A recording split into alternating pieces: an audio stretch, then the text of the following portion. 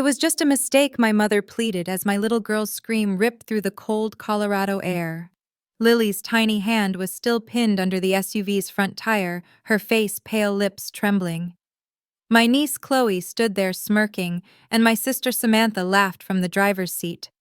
"It's just a scratch. Put some cream on it and stop being dramatic," she called, as if my daughter's agony was a joke. My father Richard strolled over, shaking his head. Some kids just overreact to small injuries. But when Dr. Karen Mitchell, the hand surgeon, saw Lily's x-rays, her eyes narrowed. "These aren't just today's injuries," she said. "I'm calling Detective Laura Brooks." That's when Samantha's smirk vanished. "My name is Hannah Miller, and this is the story of how my family's years of cruelty finally caught up with them, and how one terrible day shattered their perfect façade. I never planned on coming back to Colorado. For 3 beautiful years, Lily and I had been building a quiet life in Portland, Oregon. I worked as a medical receptionist at a small clinic, rented a cozy apartment, and spent weekends at the park, or painting with Lily at the kitchen table. She was shy but sweet, with big hazel eyes, and hair she insisted on braiding herself every morning. We had our routines, our little traditions. We were happy. Then last winter everything fell apart. The clinic downsized and I lost my job. At first I told myself it was temporary, that I'd find something else in a week or two. But weeks turned into months. My savings evaporated and the bills piled up. I sold my car to cover rent. I skipped meals so Lily could eat. Still, it wasn't enough. I was staring at an eviction notice one rainy morning when my phone rang. It was my mother, Margaret. Her voice was unusually warm, too warm. She said she and my father Richard had just bought a large house outside Denver with a small apartment above the garage. "It's perfect for you and Lily," she said. "Just until you get back on your feet." My gut twisted. Growing up, my parents had been masters of favoritism and cruelty. Ethan, my older brother, was the golden boy who could do no wrong. Samantha was the favorite daughter, sharp-tongued, entitled, rewarded for her meanness. And me? I was the family scapegoat. If something went wrong, it was somehow my fault. I'd left that world behind for a reason. But desperation is a dangerous thing. The thought of Lily sleeping in a shelter because of my pride was unbearable. Against every instinct I had, I agreed. We arrived in Colorado on a chilly March morning. The apartment above the garage was little more than a converted storage space, barely any heat, no air conditioning, plumbing that rattled and groaned with every flush. When I mentioned the problems, Richard smirked and said, "Beggars can't be choosers."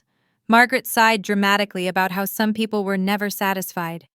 At first I tried to believe it was temporary discomfort, but the real problem wasn't the apartment, it was the way they treated Lily. From the moment we moved in, Chloe, Samantha's daughter, became the star of the house. She got new toys, trips to the zoo, and ice cream for dinner. Lily, just 2 years younger, was told she was too little to join in, or that activities were family time. Chloe called her names, broke her toys, and most disturbingly started finding ways to hurt her. Whenever Lily cried, Samantha rolled her eyes. "She's too sensitive." Richard called her soft. Margaret told me I was raising a child who couldn't handle the real world. And each time I defended my daughter, I was accused of being ungrateful. I should have left then. I should have trusted that gut-deep warning I'd felt the moment my mother called. But I told myself I just needed a few more weeks to save up to find a job. I told myself Lily could handle it. I was wrong. The problems started almost immediately, but at first they were easy to dismiss. Little comments, small slights, things I told myself I could overlook. Whenever Samantha came over, she'd make a show of organizing cousin activities for Chloe and Ethan's twin boys, Noah and Lucas. Trips to the trampoline park, movie nights with popcorn and blankets, baking cookies in the kitchen. Lily would stand in the doorway, clutching her stuffed bunny, and ask if she could join. "This is for real family," Chloe would say with a grin, glancing at her mother for approval. Samantha would smirk and shrug like it was all just harmless teasing. I started to notice a pattern. Whenever Lily was allowed to play, Chloe made sure she got hurt. A playful shove that sent Lily tumbling into the coffee table. A sudden yank on her braid that made her cry out. When I confronted Samantha, she laughed. Girls' roughhouse. Lily needs to toughen up. My parents didn't just ignore it, they encouraged it. Margaret would call Chloe strong and spirited. Richard would chuckle and say, better she learns now than later. Then came the accidents that targeted Lily's hands.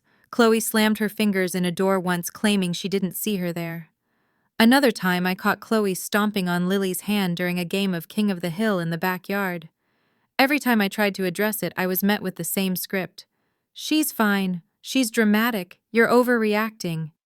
The worst part was how quickly Lily started to believe them. She stopped coming to me when she was hurt, brushing off bruises as no big deal. She'd hide her hands in her sleeves when they were swollen, like she was embarrassed. I began keeping a journal. At first, it was just for my own sanity, a way to remind myself that I wasn't imagining things. But the more I wrote, the more I realized the incidents were piling up. Dates, descriptions, even direct quotes from my family. I started taking photos of Lily's hands when they were bruised or scratched. I didn't know it yet, but that journal would become the most important thing I'd ever own.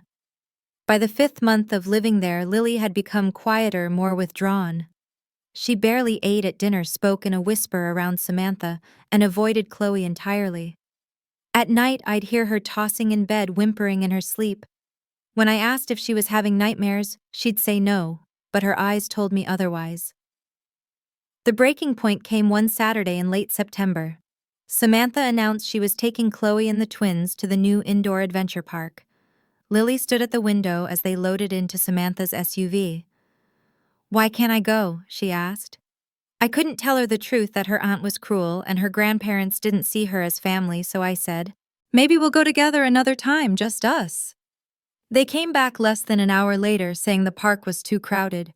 I thought maybe this was Lily's chance to be included. She ran to the kitchen, peeking out at the backyard, where the kids were setting up cones and jump ropes. "Can I play?" she asked through the open door. "No," Chloe shot back. "This is family time," Margaret chuckled from the sink. "She knows what she wants," she said of Chloe. Like it was a compliment, Lily slumped onto the porch steps, watching them laugh and run around. And then Samantha had an idea that would change everything. "Let's play the driving game," she said. "I'll drive through the course, and you can run alongside the car, even from the kitchen." I felt my chest tighten. It was reckless, dangerous. I started toward the door, but Richard caught my arm. "Let Samantha handle her own kids," he said. "Not everything needs your input." I froze, heart pounding, watching through the glass as Samantha backed the SUV out of the garage, music blaring, kids squealing. Lily stood up slowly, hope flickering in her eyes. I should have gone outside. I should have stopped it right then, but I didn't know the next few minutes would haunt me for the rest of my life. From the kitchen window, I watched Samantha roll the SUV slowly toward the starting line of the makeshift obstacle course. Chloe and the twins bounced with excitement, ready to run alongside the car. Lily took a small step forward, her hands twisting nervously in the hem of her sweater. "Can I play too?" she asked, her voice barely louder than the hum of the engine. "We already told you no," Chloe snapped. "This is family time." I saw Lily's lip tremble, but instead of retreating, she moved toward the group, just a few small steps. Hesitant, but hopeful, she positioned herself near Chloe. Maybe thinking she could slip into the game unnoticed. That's when it happened. Chloe's eyes flicked toward Lily, and a smirk curled at the corner of her mouth. As Samantha turned the wheel to begin the slow circuit, Chloe shoved Lily hard at just the right angle. Time seemed to slow. Lily stumbled forward, her right hand shooting out instinctively to break her fall. The front tire rolled over it with a sickening, muffled crunch. The sound wasn't loud, but it tore through me like a gunshot. Lily's scream wasn't even a scream. It was a high, keening wail. A sound that seemed to come from somewhere deep inside her, raw and animal. Her eyes locked on mine through the window, wide, wet, and terrified. I dropped the dish I was holding and bolted for the door, shouting, "Get off her hand! Back up the car!" But Samantha didn't move. She sat in the driver's seat, one elbow resting casually on the window frame, and laughed.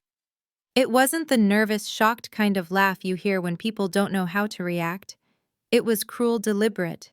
enjoying the show. It's just a scratch, she called out, her voice dripping with mockery.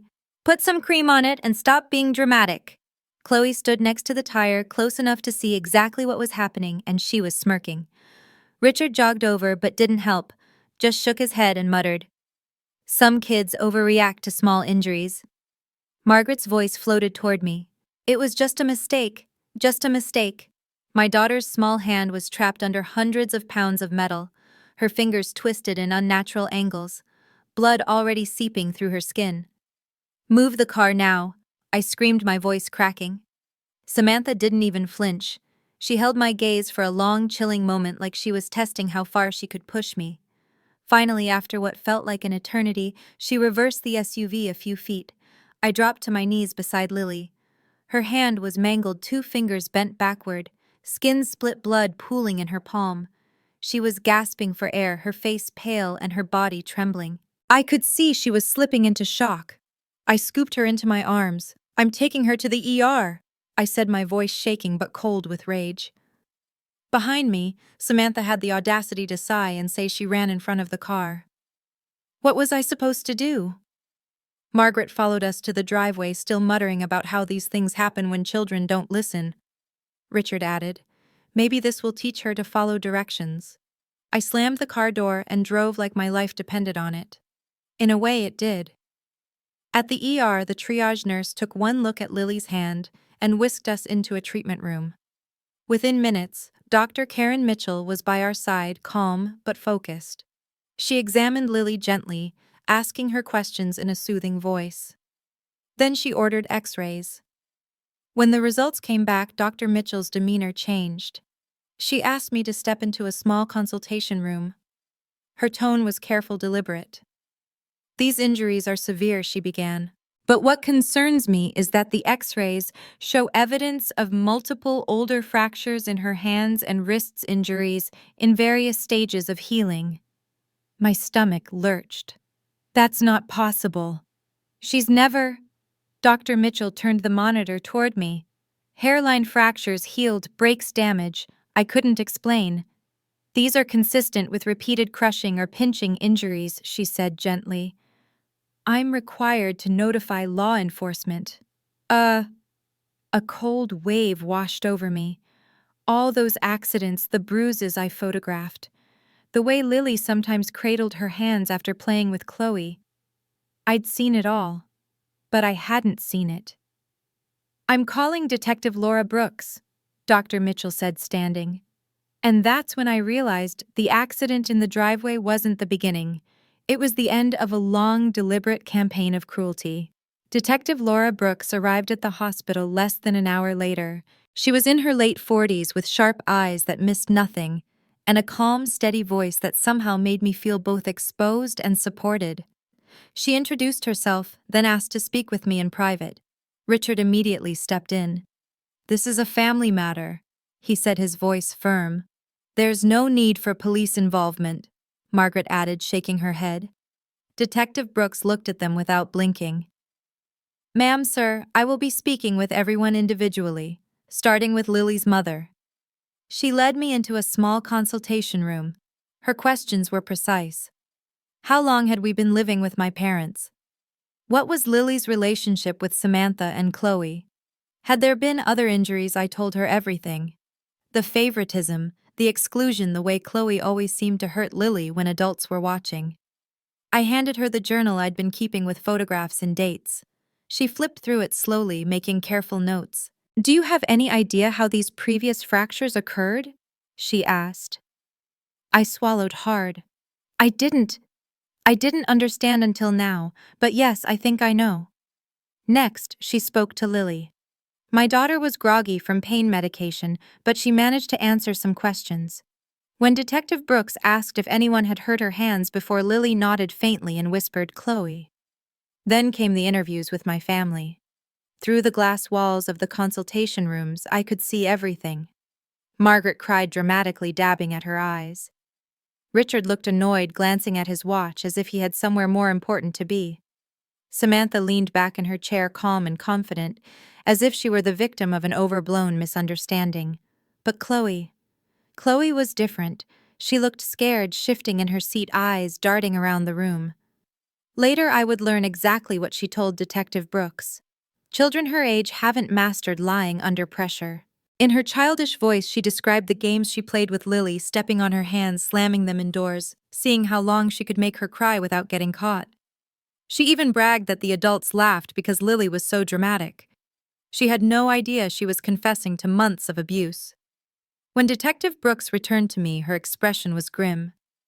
"Miss Miller," she said, "your daughter has been the victim of systematic abuse by multiple family members. The evidence is overwhelming: the medical records, your documentation, and the child's testimony. I am placing your parents and your sister under arrest for child abuse, neglect, and aggravated assault. Additional charges will follow." I felt like the air had been punched out of me, part relief, part devastation. The arrests happened right there in the hospital waiting room. Samantha's smirk evaporated when the handcuffs clicked around her wrists. Margaret wailed about misunderstandings. Richard demanded to call his lawyer, his face twisted in disbelief. And Chloe, for the first time since we'd moved in, she didn't look smug. She looked like an 8-year-old who had just realized actions have consequences. Ethan arrived about an hour later, still in his work clothes. When Detective Brooks explained what had happened, his face went pale. "I had no idea," he said quietly. And for the first time in years, I believed him. After the arrests, everything moved fast, at least at first. Detective Brooks arranged for Ethan to take Chloe home, and for Lily and me to be transferred to Denver Children's Hospital for surgery. Dr. Karen Mitchell met us in the surgical prep room. She explained that Lily's hand had multiple fresh fractures, plus some that hadn't healed properly from earlier injuries. She would need pins and screws to stabilize the bones and months of physical therapy afterward. "Will she regain full use of her hand?" I asked. Dr. Mitchell hesitated. "Most of it, but there may be some permanent stiffness in a few fingers. The important thing is she's young. She can adapt." Lily's surgery lasted nearly 4 hours. I paced the waiting room the entire time, clutching my journal like a lifeline. Every so often, I'd glance toward the hallway where my parents and Samantha had been led away in handcuffs earlier. The image replayed in my mind like a scene from a film I still couldn't believe I was in. When Dr. Mitchell finally came out, she smiled gently. "She's in recovery. She did great." Relief flooded through me so fast I had to sit down. The legal process was another story. My parents and Samantha hired expensive lawyers claiming the whole thing was a tragic misunderstanding and that I was a vindictive daughter making false accusations, but the evidence was too strong. Lily's medical records showing a pattern of untreated injuries, my dated journal entries with direct quotes, Chloe's initial statement to Detective Brooks, and most damning, the security footage from the hospital showing their cold, dismissive reactions to Lily's injury.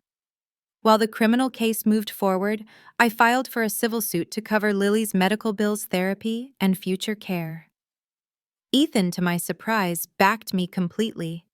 He even testified about seeing Chloe mimic Samantha's cruel remarks toward Lily in the past. In the weeks that followed, Lily began physical therapy. She was quiet, still startled easily, and clung to me whenever we were in public.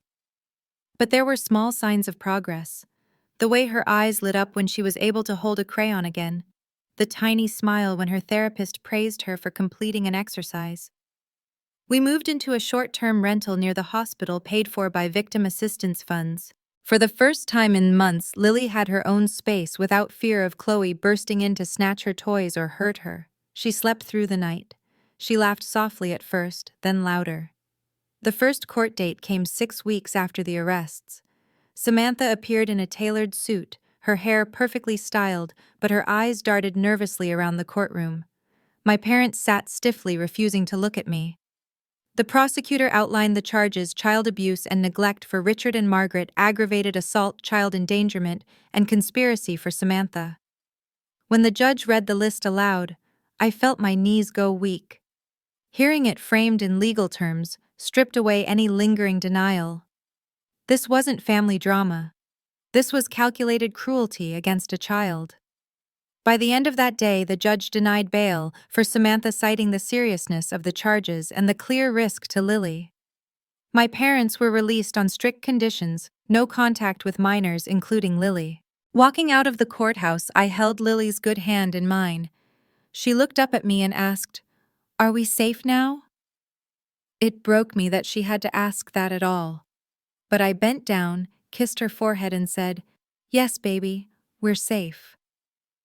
I thought I already knew the worst of it. I was wrong. 2 months after the arrests, Detective Brooks called me into her office. She said the prosecutors had new evidence from the search of my parents' house. I braced myself, but nothing could have prepared me for what she showed me. First was a manila folder found in Samantha's old bedroom, now her makeshift office when visiting. Written in black marker on the cover, "Lily's accidents." Inside were photographs, dozens of them. Lily's small hands swollen and bruised. Lily crying at the kitchen table, struggling to hold a fork. Lily with a crayon slipping from her grasp because her fingers were too stiff to grip it. Each picture was dated. Each one was deliberate. My stomach turned as Detective Brooks explained that these photos had been taken over months, documenting injuries like trophies. Then came the text messages, a group chat between Samantha, Margaret, and Richard. The messages weren't just casual cruelty, they were strategic. Samantha bragged, "Little princess cried for an hour after I accidentally stepped on her hand today. So dramatic, just like her mother." Margaret responded with laughing emojis. "She needs to toughen up. Life's not going to cuddle her." Richard chimed in with links to medical articles about injuries that don't show up well on x-rays and ways to cause pain without leaving obvious marks. I couldn't breathe. They had been planning this, perfecting it, treating my daughter's pain like some twisted science experiment. The prosecutors immediately added conspiracy charges against Samantha, and the evidence strengthened the case against my parents.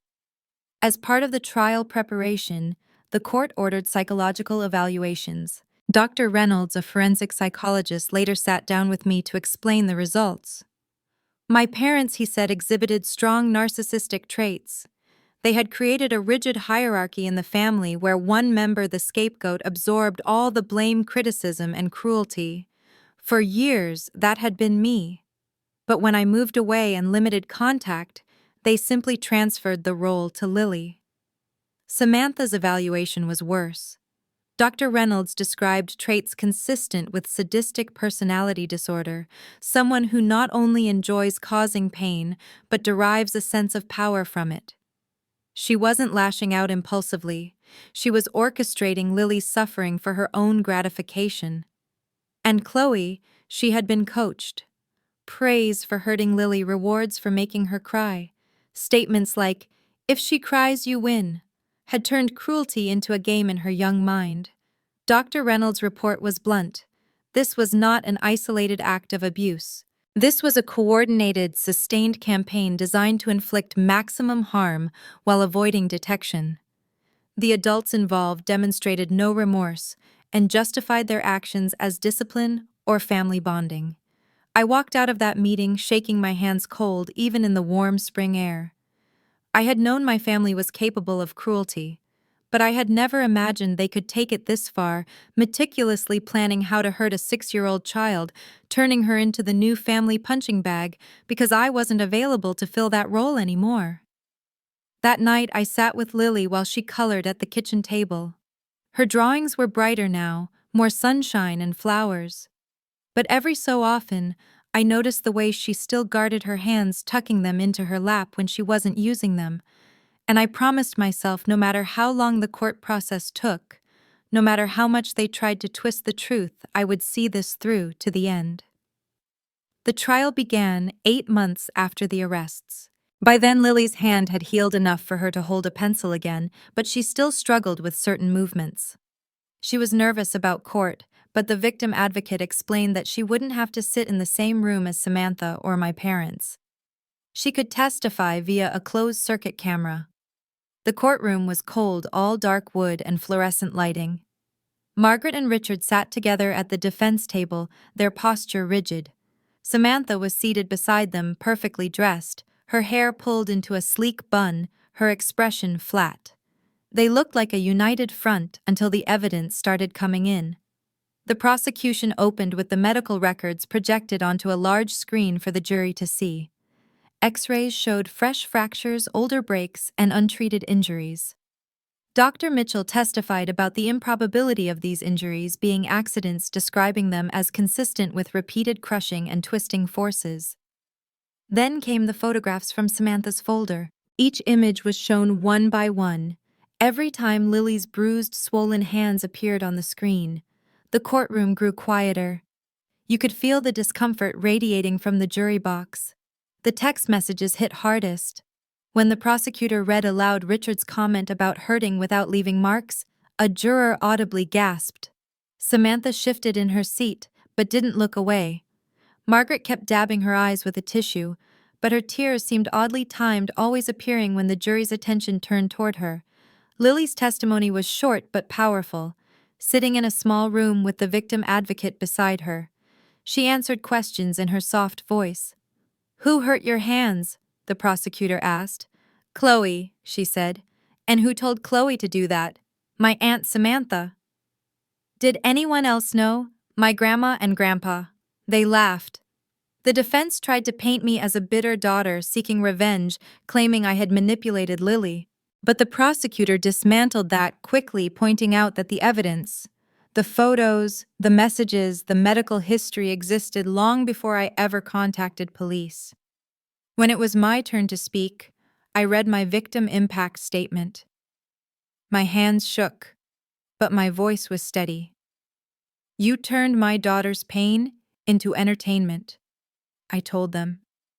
"You broke her bones, her trust, and for months you made her believe she deserved it. You will never again have the chance to hurt her or anyone else." After 2 weeks of testimony, the jury deliberated for less than 5 hours. The verdicts were read aloud. Samantha guilty on all counts: aggravated assault, child abuse, conspiracy, and endangerment. Margaret and Richard guilty of felony child abuse, neglect, and conspiracy. Sentencing took place a month later. The judge's voice was firm, almost unforgiving as she addressed the defendants. "This court has rarely seen such calculated cruelty toward a child. Your actions were not the result of stress or poor judgment. They were intentional, sustained, and sadistic." Then came the sentences. Samantha, 25 years in state prison. No possibility of parole for the first 18. Margaret, 15 years. Richard, 17 years. There was no dramatic outburst. Samantha stared straight ahead, her jaw tight. Margaret wept quietly. Richard muttered something under his breath, but the bafe was already leading them away. Afterward, the prosecutor shook my hand. "You did right by Lily," she said. Walking out of the courthouse, I felt a strange mix of exhaustion and relief. Justice had been served, but the scars, both physical and emotional, would take far longer to heal. Lily skipped a little as we crossed the parking lot, her small hand warm in mine. "Does this mean they can't hurt me anymore?" she asked. "No, sweetheart," I said, squeezing her hand. "They'll never hurt you again." And for the first time in a long time, I truly believed it. Life after the trial didn't magically fall into place. There were no balloons, no happily ever after moment. Healing, I learned, was slow work, quiet, messy, and full of small steps. We stayed in the rental house near Denver for almost a year. It was nothing special. 2 bedrooms, creaky floors, a backyard that needed more grass, but it was ours. No one barged into Lily's room without knocking. No one mocked her for crying. No one kept a tally of her accidents. Lily's physical therapy sessions became a routine. Twice a week, we'd sit in the waiting room while she worked with her therapist, stretching and strengthening her hand. She was determined, her brow furrowing in concentration as she pushed through the exercises. The day she could button her own coat again, she ran into my arms, beaming, her voice bright. I did it all by myself. School was harder.